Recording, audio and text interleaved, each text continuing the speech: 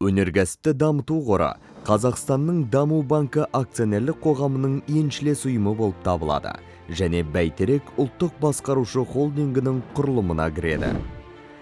Қор мемлекет басшысы Қасым-Жомарт Тоқаевтың 2020 жылға 11 мамырдағы тапсырмасы бойынша ұлттық экономиканың өнеркәсіптік әлеуетін дамыту мақсатында және өнеркәсіпті дамыту қорын құру туралы Қазақстан Республикасы үкіметінің қаулысымен құрылды.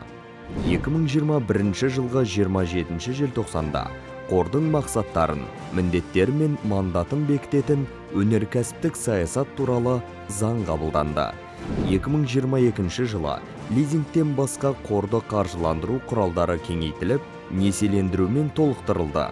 2023 жылы қор жобаларының портфелі 1 триллион теңгеге жетті және өсуін жалғастыруда. Moody's Investor Service халықаралық рейтингтік агенттігі өнеркәсіпті дамыту қоры эмитентінің ұзақ мерзімді рейтингтерін оң болжаммен арттырды. Өнеркәсіпті дамыту қоры қызметі отандық кәсіпорындарды қолдауға, сондай-ақ әлеуметтік экономикалық әсері бар және де келесі салаларға бағытталған жобаларды қаржыландыру арқылы өңдеуші өнеркәсіпті дамытуға бейімделген қаржы институты болып табылады. Жаңа жұмыс орындарын құру, экспортқа бағдарланған өнім өндірісін ұлғайту, ел экономикасына сыртқы және ішкі инвестицияларды тарту. Өнеркәсіпті дамыту қоры ең өршіл жобалар мен идеяларды жүзеге асырады. Қызметтің негізгі бағыттары: өңдеу өнеркәсібі жобаларын қаржыландыру. Біз өңдеу өнеркәсібінің дамуына үлес қосамыз.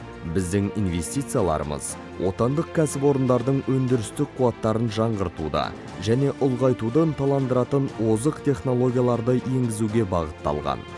Автобус паркін жаңарту.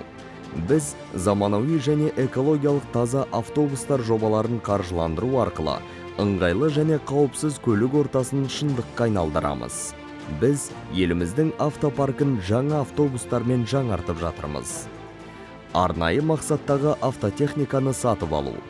Біз кәсіпорындарды күрделі міндеттерді шешу үшін заманауи және тиімді жабдықтармен қамтамасыз ете отырып, арнайы мақсаттағы автотехникаға инвестиция саламыз. Машина-трактор паркін жаңарту. Біз өндірісті ұлғайту және ауыл шаруашылық өнімдерінің сапасын арттыру үшін кәсіпорындарды заманауи техникамен қамтамасыз ете отырып, ауыл шаруашылығына инвестиция саламыз. Жедел және шұғыл қызметтердің автопаркін жаңарту. Біз жедел және шұғыл қызметтердің автопаркін жаңартып, кез келген жағдайда нәтижелі әрекет ету үшін автопаркті көлік құралдарымен және жабдықтармен қамтамасыз етеміз. Әуе көлігі.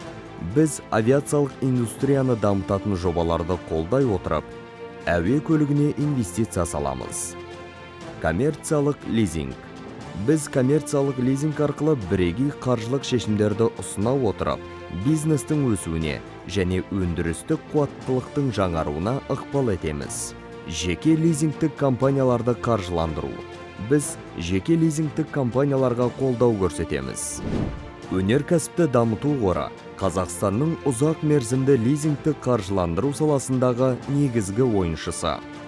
Барлық жұмыс кезеңінде қор 1500-ден астам жоба мен мәмілелерді қаржыландырды. Бұл ретте 1,7 триллион теңгеге жобаларды қорландыру үшін инвестициялар тартылды.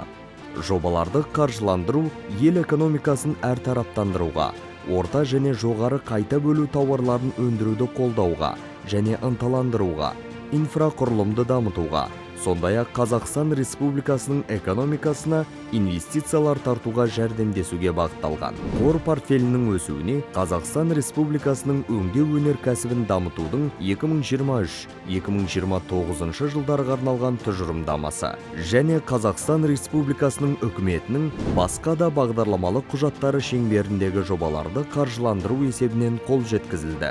Өнеркәсіпті дамыту қоры акционерлік қоғамның жобалары.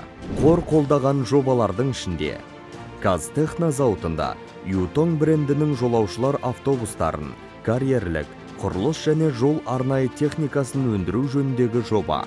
Керамогранит және керамикалық плитка өндіретін Зерде керамика жауапкершілігі шектеулі серіктестігі зауытының өндірістік қуатын ұлғайту жөніндегі жоба.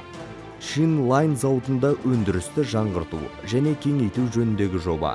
Hyundai жеңіл автомобильдер өндірісінің толық циклін ұйымдастыруға арналған зауыт салу жобасы.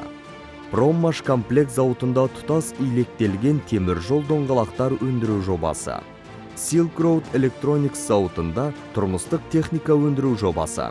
Агромаш Холдинг KZ зауытында ауыл шаруашылық пен коммерциялық техника үшін компоненттерді өндіру жөніндегі локализациялық орталықты іске қосу.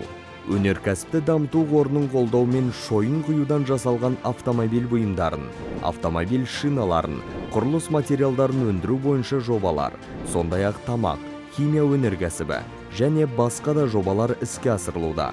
Өнеркәсіпті дамыту қорының Қазақстан экономикасына қосқан үлесі қағаздағы сандар ғана емес. Бұл қазақстандықтардың күнделікті өміріндегі елеулі өзгерістер. Біз бірге сәттіліктің жаңа көкжиектер мен шыңдарын ашамыз. Өнеркәсіпті дамыту қоры. Біз жетістіктерді қаржыландырамыз.